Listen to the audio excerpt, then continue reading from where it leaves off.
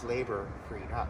Okay, so many of the farmers actually brought Chinese labor to the Salinas Valley in order to cover up the lakes, the sloughs, the waterways, the ponds, in order to gain additional agricultural lands. So that's how that went down. Now, this is the back side of the house, obviously. And so this house actually has a very distinct architectural style known as Monterey Colonial.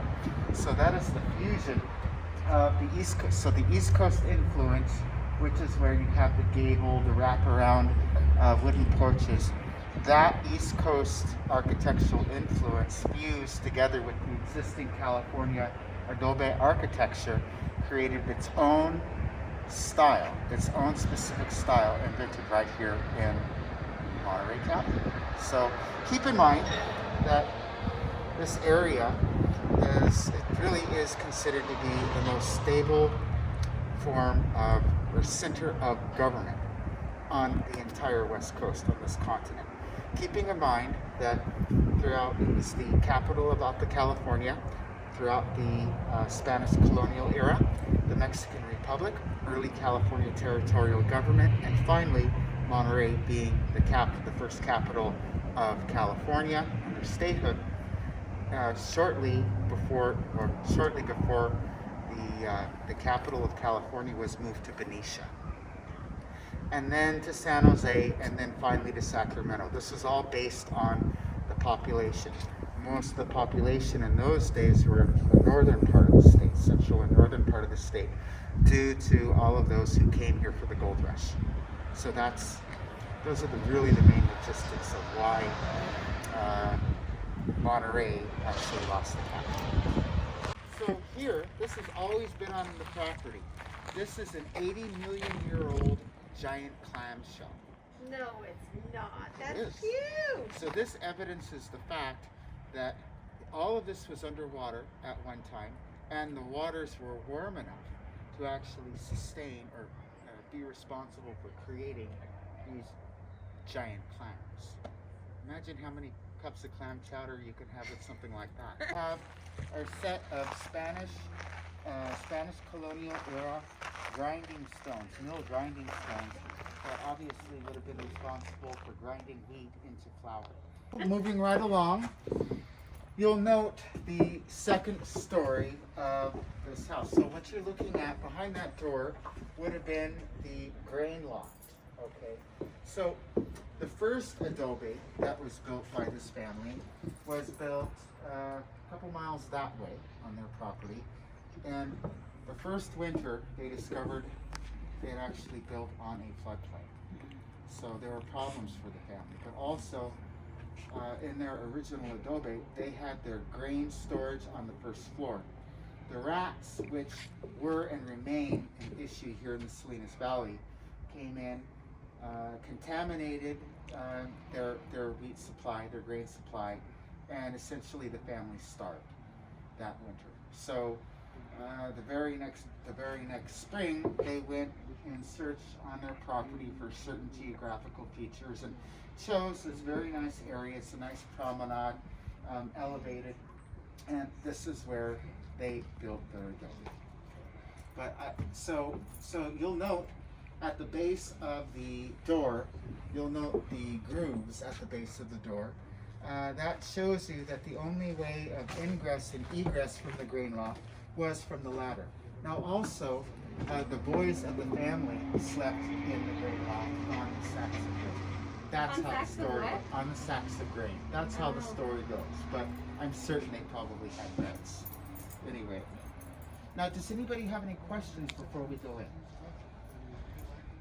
The all-purpose room for family gatherings and also receiving visitors as well. So again, a multi-purpose room. Consider it to be a living room.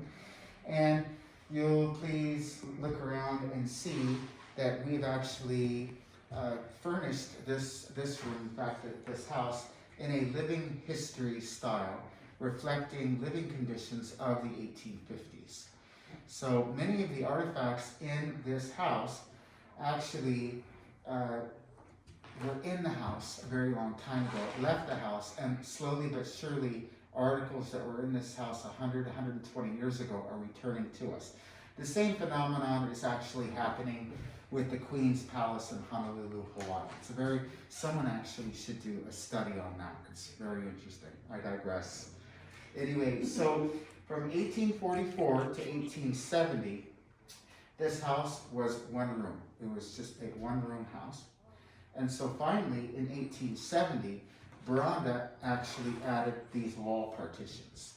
So I should have noted when we first came in that among many things, so Boronda, who, if you please look at this image right here, this is the builder of the house, Jose Eusebio Boronda.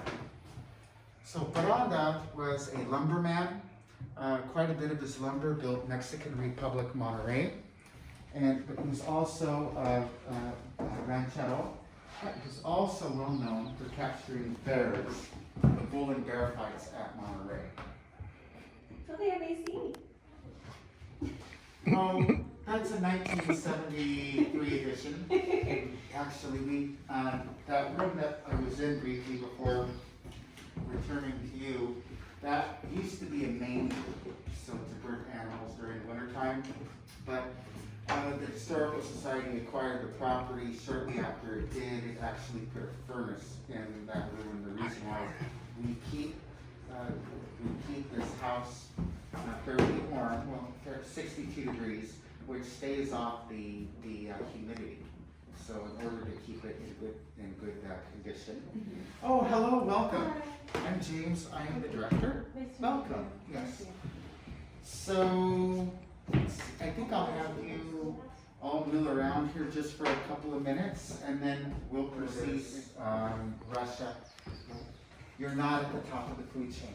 There's something bigger than you out there that, depending on how hungry it is and how desperate it is, could spell trouble for you.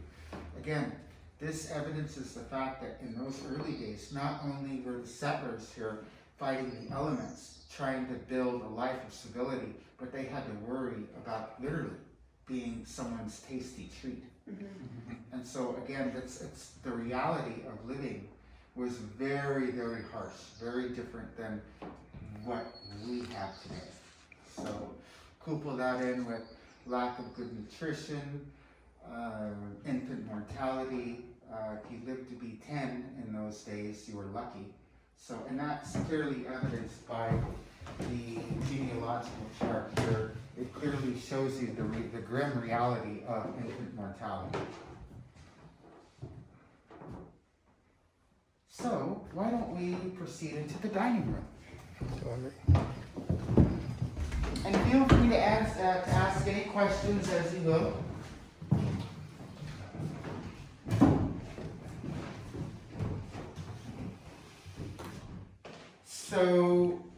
So I was very careful to say this was the dining room because only very light meal preparation was done here. So we're talking about grinding corn with the molcajete, the mortar and pestle, or the metate to use for the tortillas and whatnot. And maybe a light stew would have been done here. All of the heavy cooking, the roasting of meats, was done in a ramada, so a lean-to shed approximately 40 feet away from here. Okay, so it's very important to do that. Now, between 1994 and 1998, I worked with a local group called the Colonial Dames of America Monterey chapter in order to fully research historical house interiors from the 1850s, so that we can actually replicate a historical house interior from that time period. So, in putting together the exhibit plan and the tangible exhibits themselves, it wasn't just about our going into our collections, surveying our collections, picking and choosing, oh, this looks good, that looks good. We actually employed scientific fact and finding, as evidenced by this right here. So, this is the blue willow pattern. Now, one of the first things that the Historical Society did in 1972 when it acquired the house was bring in an archaeologist who conducted reconnaissance and excavation. As a result of the excavation, the archaeologists found quite a few bits and pieces of this particular pattern. So we know that the family actually ate off of this pattern. So again, this is where we employ that scientific analysis and those scientific findings in order to do things like set the table appropriately. Now, they're still making this. I got this at Cost Plus in 1998, so you can still find this kind of thing. Anyway, so also, well, what you can't see behind me, you can have a little peek though, as time allows. That area right there, there's a small little hole, and you know, you can look at it. There's just a small little hole in there, and that would have lifted up. This is a panel here, and this is where the family would have kept their perishables. Their pantry. Yes. And another while we're in here, it's in here. This is a trousseau, which is more or less a marriage trunk. One of Boronda's daughters, Maria, married into a French family, the Labrador family. And so Boronda actually made this trousseau for his daughter, for her marriage. And in those days, they would have filled it up with silks and silver and precious things as a dowry, as it were, for the marriage. Do you know a date on that? This is, I want to say this is about 1870. This is the real one? Yes. Wow. And what's interesting about this, you'll see this is cowhide. This is what we call a California banknote. And the reason why we call it a California banknote is that during the Mexican Republic era, very little script or currency traded hands. It was mostly a system of trade and barter. So in those days, a California hide, this hide, would have been worth $1 in trade at the port of Monterey. So, but also the fact that his daughter Maria married into a Labrador family. A lot of people think that California was homogenous, culturally homogenous, until fairly recently. In fact, it wasn't. Not at all, as evidenced by Spanish family marrying into French families. So another one of their daughters actually married into another French family, the Pombert family. Both of the Labrador and Pombert family having been associated with Castroville, I'm sorry. Yes. Does anybody have any questions? It's made, so it's wood, it's made of wood and it's wrapped in cowhide? Yes. Okay. Again, after the Historical Society acquired the property, it did another thing. It brought out an architectural historian from the Smithsonian Institution. After extensive research, the architectural historian stated that this house is one of the most historically intact of its kind in the state of California. Oh, wow. From that time period. So, any questions before we go to the camera? So this is the bedroom. Now a couple of the daughters would have slept here. The parents would have slept here, as evidenced by the privacy sheets and whatnot. There are certain amazing artifacts in here. 2 trunks from the Spanish colonial era, purportedly brought by Boronda's father, Manuel Boronda, who was one of the advisors to Padre or Santo Junipero Serra. Okay. So again, very authentic for the 1850s. Now, every family has within it one or a small collection of artifacts that have just kept the family together through time, that are actually iconic to the family. This, the Sacred Heart of Jesus statue, actually, that is one of the most iconic and important artifacts of the Boronda family. We have members from the Boronda family coming as far away as Costa Rica to pray to this statue. So the legend behind it, and I've been told by many people that actually remember Juanita. Juanita wanted to become a nun, but familial obligations, she married Francisco Boronda, one of the sons of Jose Eusebio Boronda. And so, but still, she was very, very religious, very holy, and it is said by family members, every single prayer she prayed came true. So, normally I don't allow people to touch artifacts, but I make an exception when it comes to this particular statue. So, does anybody have any questions? There's still a lot of ground to cover. Her name's up on there? Is it? Yes. Okay, alright, nice. Thank you. And what was the time period that was the first? It's about 1880. 1880? Wow. Has the color been touched up at all? Or- Oh no, it's in its original condition. Yes. Wow. How cool. All right. We're actually, this is where you get your hideout. And if I'm not using the appropriate nomenclature, let me know. I'm not that good when it comes to saddles, actually. Then the seat actually becomes lower during the American period. You'll also note we have several side saddles. So the side saddles actually came to this area when with the East Coast influence. Traditionally, during the Spanish colonial and Mexican Republic era, the women would ride the saddles just like a man would. So when these side saddles were brought here to the West Coast, and some of the California women bought into that idea, you know, there are countless stories of tragic accidents, women dying, women being debilitated, all in the name of riding side saddle. So that, I don't think anyone has done a study on that, and that would be actually a very interesting sociological study in itself.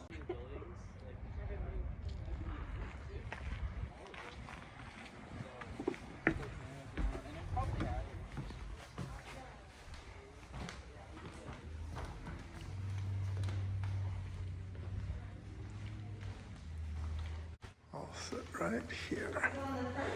Well, you can see the built now, depending upon your age. This was built so that first graders were over here, then as time went on. Oh, videotape a little bit of the interior. Yeah, those are cool. Oh, yeah, actually. Yeah. I've been just trying to notice those information ago so I can go back and take pictures of those items. What are these for? Well, those are stops. Yeah, they're morbid. So when you turn, you don't turn them all around. Depending upon the time and what you want to I do. didn't come in here. This is actually this is the original school. Again, as I mentioned, I went from the first grade to the 8th grade. So obviously the little people were over here, and the big people were over here. And one teacher taught all 8 grades. That one's. No. No. I mean, now, if you try to do it, it would be like, you know, just horrible. The kids then were a little bit better behaved. So let's say she wanted to teach the 3rd graders math and arithmetic. She had workbooks and things for the little ones to work on, and for the big kids. So about 30 minutes was spent for about each group. Now sometimes they had, you know, they had a whole bunch of 1st graders and no 8th graders, and sometimes it was vice versa. We started at 8. There was no bathroom facility, so they had to do that outside. We started at 8 and then went home at 3. They had about a 30-minute break outside to play, and then they came back in. And they did that from September to June. Wow. Did they do it like 5 days a week? Yes. Like, you know? Yes. And I mean, these apparently, I'll say it wasn't with, but apparently, I mean, kids were free, you know what they do. So the little ones, if they got restless, you know, she made sure that they weren't restless for very long. And they had things to draw and reading and that type of thing. Got the wiggles out. Pardon? They got the wiggles out. Oh, yeah, yeah. Do they ever have like school tours come through here? And We've had one. okay. And it was interesting because it was a group of folks that actually were this building originated. had been housed, which was in the northern part of the county. Where was that? Where was it originally? It was in, actually, the real school that they do is in a regular building. Were they taught how to cook in here too? No. Oh. They may have been, but that's not really. I thought what was kind of interesting, these are the rules for teachers. And this was done before or after school session. This is a teacher now. Okay, this is in the 1800s, 1900s. My aunt actually worked in one of these schools. You wash the windows, you clean the classroom with soap and water once a week. Okay. You check the outhouses. Well, that must have been fun. Plenty of old catalogs are available at school board office. That's what they use for toilet paper. Apparel, forbidden wear in public at all times. Women, you can't wear a bathing costume. Bloomers for cycling. Skirts slit to exposed ankles, or bustle extension over 10 inches. None of that you can wear. None of it. Men, detachable collar and necktie removed from the shirt. Shirt sleeves unlinked and rolled. Hair closely cropped unless bald or have disease of the scalp. Wow. There you go. So there wasn't a whole lot of fun going on here. Then this is cause for dismissal notice for the teacher. Majority of the teachers were actually women. Smoking of cigarettes, uses of spirits, frequenting of pool or public dance halls, that's probably the guys, marriage or other, I don't know what, unseemly behavior by women teachers, I mean, it says marriage or other unseemly behavior, and joining of any feminist movement such as the suffragettes. And this was actually created in September of 1886. Things have changed a little, huh? Well, I would say my aunt taught, this was in the 40s and 50s, and she taught up in Northern California. It was very much similar to what they did in 1886. Another thing that's kind of interesting is if all of you can have a chance to just very quickly go through this binder, because this is it's called the Lagunita School, okay? And this is just some information about from the present to the past, and it shows pictures of. Okay. Thank you. Just go through it really kind of quickly, because you see, pictures of kids that were actually went to school here, and then from here they would go to high schools. Where was their high school at? I think it was not North High, but I think it was in Salinas somewhere. And this is a picture of the actual kids who attended. Yeah. This one. Let me see if I can find. Here's a page that will give you a little bit more information. So it had the kids' names, and then the. That's how she took attendance? Yes. Wow. But you have to remember things were completely different. Oh, yeah. The teacher was God or goddess, and you just didn't argue with them. And if you did, you got kicked out, and your parents beat you up, and you just didn't come back. Involved here, 3 principal restoration agents. One, he was retired, like he owned a water company in the Alisal, East Salinas. The other one was a retired farmer. Another one was a retired banker. So it was those 3 gentlemen that actually restored this house from the ground up.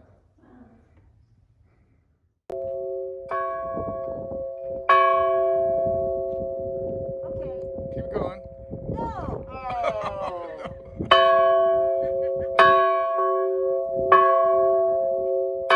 Okay.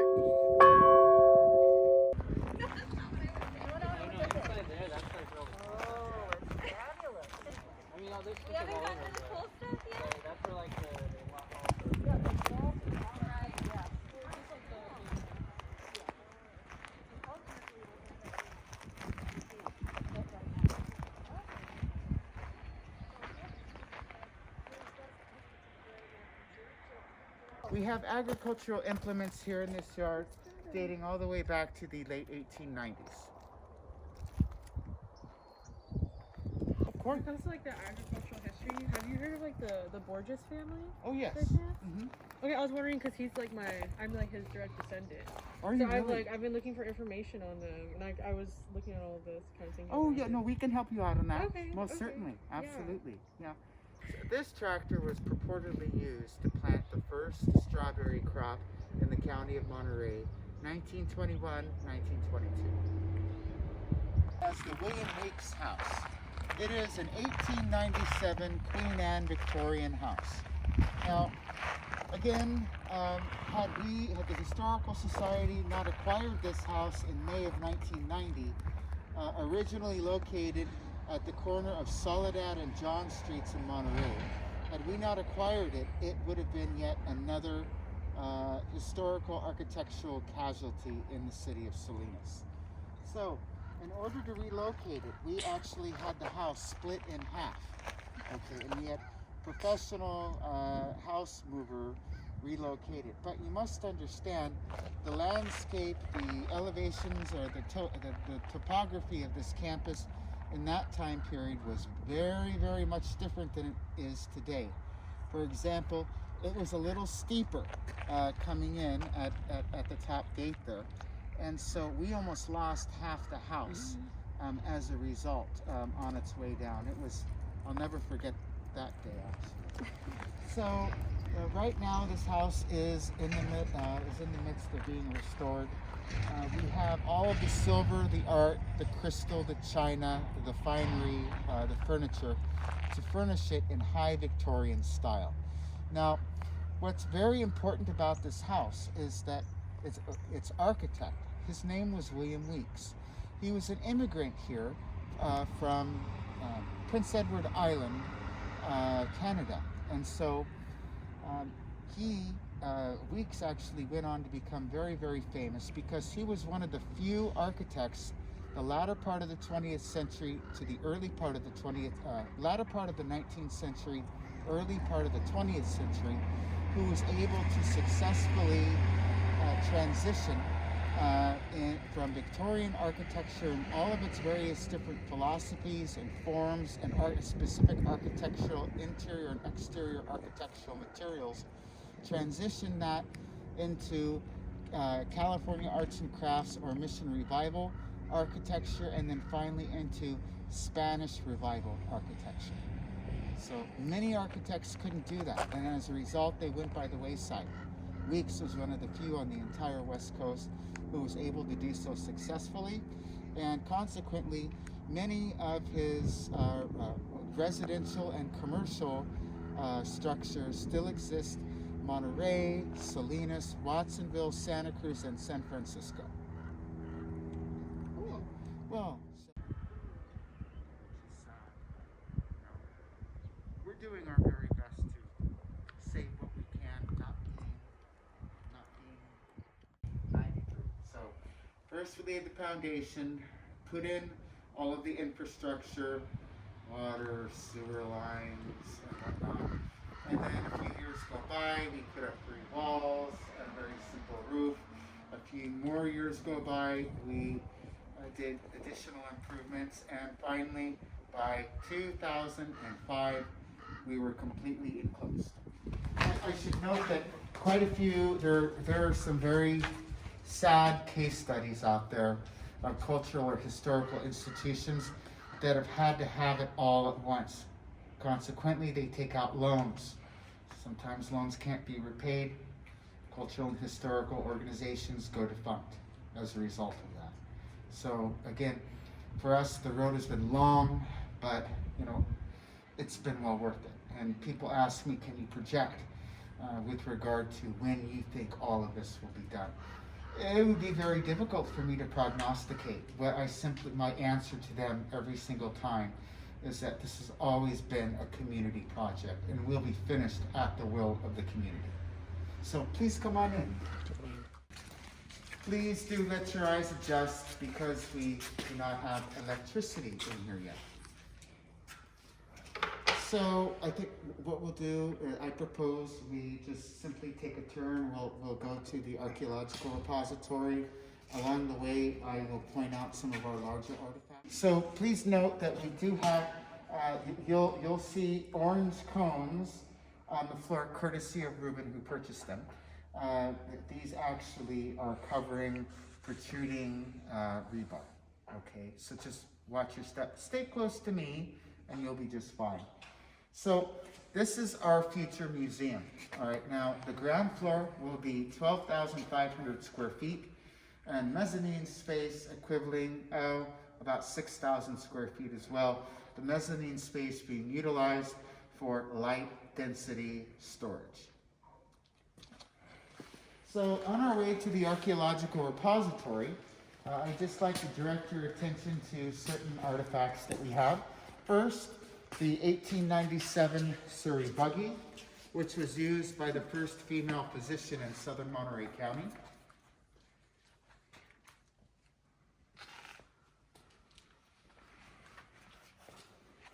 What year was that? 1897. And of course, this specimen right There you here go. is a commercial coffee grinder, actually made in Philadelphia, Pennsylvania in 1873. Do you know how many cups of coffee you can make with it? So coming along this way, you'll see, of course, quite a few agricultural implements dating all the way back to the 1890s. Actually, no, I correct myself. We have a beautiful hay wagon in the far right-hand corner there from 1870 as well. And also, you'll see that very large wooden contraption over there. That is a bean thresher. So that actually comes from a time before we had modern day irrigation like we have today. We used to do dry land farming. And so that machine, my understanding is there are only 3 of those in existence in the entire state at this point. And those would have been responsible for separating the bean pods from the stalks. We have this really nice water tanker right here. This is a Studebaker water tanker from 1901. And this would have been used to bring fresh drinking water to those who were laboring in the sugar beet fields close to Spreckles. Everything has an amazing story, but also everything is very interconnected. For example, we talk about finishing this museum. Well, again, everything's being so interconnected. Most of that furniture will be utilized to furnish the wheat stocks. All of these agricultural implements will be utilized to for our agricultural implement park. So again, in order to build, we need the space. So we need to finish certain projects before we can get to this one. You see how interconnected everything is. Okay, so interesting case study. From the 1940s to the 1980s, many museums and historical societies across America were accepting everything and anything just for the sake of growing their collection. Well, now we've come into an era where curators and directors and volunteers are looking at the collections and, again, really trying to understand what it should keep based upon its mission, based upon any given artifact's relevance to the institution's mission, as well as pertinent county or regional history. We have to look at. We have to look and see what is the general condition of the item. Now, it looks pretty good, right? Wouldn't you all say it was? Looks pretty good, and it does. Until you get around in through here, and then you have this kind of stuff. Somebody smoked cigarettes. Oh, yeah. So, Actually, I think that's rat urine. Oh. oh, isn't that special? Look at that. Well, first of all, we don't have an identifying number on this, so we don't really know who gave it to us. That's number one. Secondly, it looks like it's in pretty good condition, but you have to look from top to bottom, and then you see that unfortunately, there's this kind of stuff going on. So probably we will not keep this. Textile collections are very expensive to maintain. So this particular textile collection, one of the former executive director decided that this collection would go into an off-site storage facility. Well, that proved.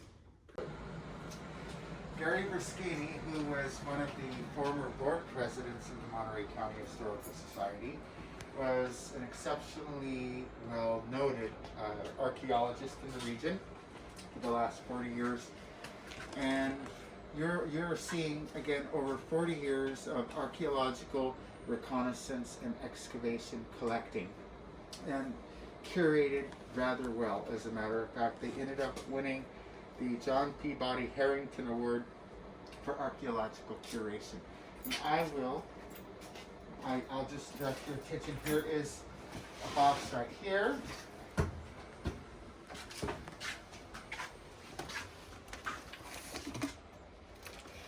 Showing you the catalogs, description of items, provenience, information about the specific quadrants, and specific archaeological site locations, along with the artifacts themselves, specifically double bagged in thick mill polypropylene bags, use of graphite instead of ink, which insects will get to actually, foil back labels, acid free ink.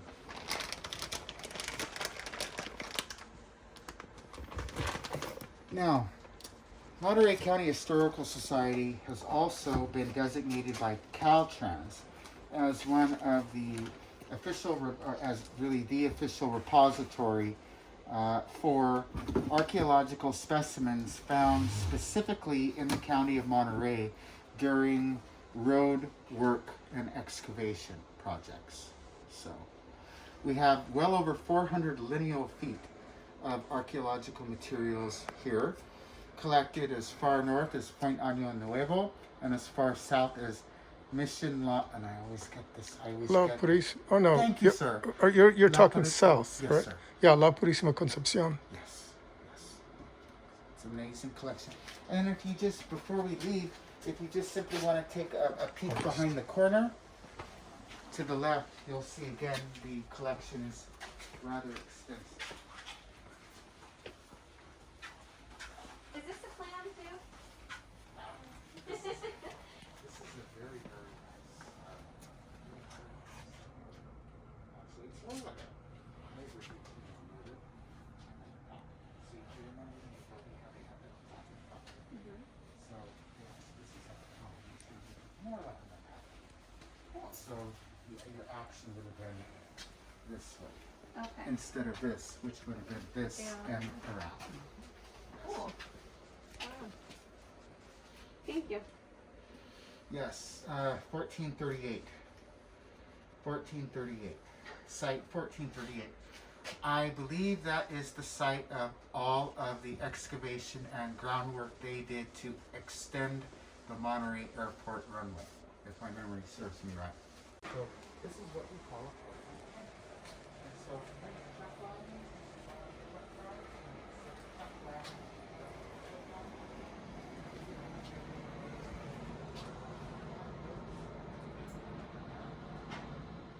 in order for an estate to be settled and go through probate, again, the probate process can be very short or long depending on how well the paperwork was done and whether or not the family gets along during that process or not. So, but every single estate can have anywhere from 6 to 100 instruments, or otherwise known as documents. So we have all of the legal instruments for every single estate probated from 1850 through 1912. We also have certain corporate collections as well, including the First National Bank of Salinas collection. Oh, also we have the orders for the Board of Supervisors from 1913 through 1955. We have also the Spreckle Sugar Company corporate collection. The Spreckle Sugar Refinery being the largest kind of its kind in the world for the first 50 years of its existence, actually. We'll end up going back this way, but we're going to take a little tour to our most recent vault that we just built not too long ago. Please come on in. Let's turn that on. Wow.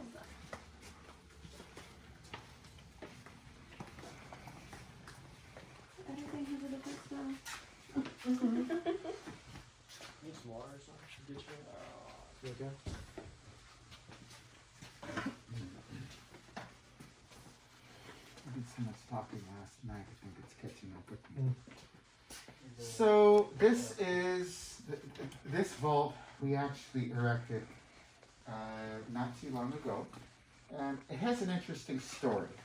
So in the latter part of 2007, I did an average analysis with regard to what the Historical Society had received since its inception in 1933. Average analysis of the volume of materials coming in 1933 through 2007 in order to forecast how long it would take for us to be over capacity in the first vault that we constructed in 1980. Very chilling. I figured out by the latter part of 2008, based on my analysis, we would be well over 110% capacity. I approached the board, stated, we're really going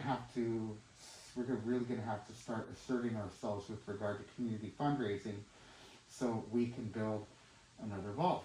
And this is the reason why. Okay, so the former board and my predecessor decided in those days that they would actually simply replicate the cinder block, the 1980 cinder block vault. Well, by early 2014, we'd only managed to raise about $82,000, keeping in mind that brick and mortar grants are very, very difficult to secure. Okay, so we started looking for alternative solutions. Now it's amazing. When you throw something out there into eternity, into consciousness, how it can actually come back and answer you. Shortly thereafter, we were approached by a contractor who stated, we know that you're looking to build a cinder block vault, but we have an alternative solution we think you might find ideal. So they gave me the building and material specs for this heirloom seed storage vault. And through some research, I actually came to the conclusion fairly quickly that not only would this be a good solution, it would be an ideal solution and better solution than to actually replicate our cinder block vault. Particularly with regard to, again, the building materials utilized and how that lends itself to very tight encapsulation of the environment. So, for example, we have a temperature and humidity control system in there, which costs quite a bit of money to run. Here, there is negligible variation in temperature and humidity in here. So we don't even have to spend money to keep this environment just the way it is. It stays like this year round. Yeah. So, It's just because of the metal siding? Metal siding and the actual particular kind of foam behind the metal siding. So we're talking very thick foam panels. It keeps it cold and, you know. Cold and dry. Yes. What about the fire suppression system? Oh, thank you. Yes. So one of my pride and joy of this place is our FM 200 dry fire suppression system. Let me show you where it's at. So again, you know, here we are, and then this is the system I was talking to you about. So this is a dry fire suppression system. This system here is responsible for displacing 100% of the oxygen in the air in under 50 seconds. Oh, wow. So you could trap someone in here and just turn them into an artifact if you want. Well, Oh God, we do have a stop button right by the door. So anyway, That's good. these things they have like triple redundancy built in, so they won't go off unless the Right, real yeah. deal is happening. 50 seconds, you said? 50 seconds. Given the fact that this is the space in here is approximately 1,250 square feet, little smaller than the vault we were just in. That's so cool. I didn't even know schools that existed. Do you guys have any information about that? You mean what kind of information? Just like where any of them might have originated from? Oh, most who might certainly, have of came course. to you guys? Oh yes. So the history of that collection, we can go back this way. We'll probably go into more detail maybe another time. I was thinking it'd be really cool to be able to take some like nice photographs of those and feature those. Come this way. I can see through this thing. All of the, quite a few bound editions of Monterey Peninsula and Salinas newspapers, various ephemera and booklets associated with not only regional history but state history as well. All of the probate minute books here. And then this way, coming around this corner here, I'll just leave this ajar. We have every single court case file, every single civil and criminal court case file from 1850 through 1912 as well. That's neat.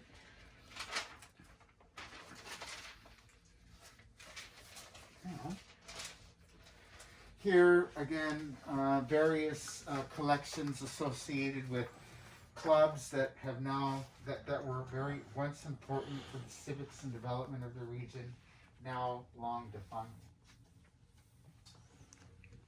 And of course, again, all of these boxes represent civil and criminal case files. And here is our institutional reference collection. Every institution like ours has something like this. So top subject, topic file, surname files, relating everything from industry and commerce to the development of various crops in the county, to various families that have helped not only Salinas Valley but Monterey County, Monterey Peninsula, in the way of industry and commerce as well. So, and then of course, I think before I entertain any Q&A, this is the Grinstead White Collection. So Grinstead started his photography firm here in the valley in 1932. They were pioneers also in aerial imagery, for the most part commencing in the latter part of the 1940s, early part of the 1950s, through when they closed down in 2008. So in 2009, we received their institutional collection, over 50,000 photographic negatives, probably upwards of 70. We have an index on recipe cards, as it were, typed and whatnot. But Robert has already ascertained that this index is woefully, it's woefully unrepresentative of what really is going on here. So what's going on here? You have negatives that document not only show family portraits, but also document agricultural crop experimentation, new businesses going up. But very interesting is the aerial photograph part of the collection, because it shows you from afar, or from above, the development of various towns throughout the county of Monterey. You can see through the years how subdivisions going up and the sprawl that eventually happened. Very fascinating. So. And what was the name of the Grinstead White Collection. Grinstead White? The keystone collection of the Monterey County Historical Society is known as the Spanish Colonial and Mexican Republic Archives. It is a 16-volume set that it was a 10-year project collecting governmental documents from all of, so again, Spanish colonial government, the Mexican Republic era government, early California government, up until 1849. Again, these are civil and criminal documents entreating upon every different subject that you can possibly imagine. So spread throughout 16 volumes are approximately 20,000 documents that were very tightly bound in 1859. So presently the state library has those documents and they'll be digitizing them. So 1771 through 1849. So there is a program called California Revealed, And the California Revealed, which is sponsored by both federal and state money, is responsible for digitizing certain important, very important community record series, in addition to specifically local and regionally specific sound recordings as well. Those are their priorities these days. So for the state to be doing what it's doing for the Historical Society, you can imagine how much that is costing, well, not the state, it's costing us. But anyway, it needs to be done for the purposes of access. So, plus, once it's all digitized, only on very, very rare occasions and only on very rare, compelling occasions will someone actually be ever able to handle the original document.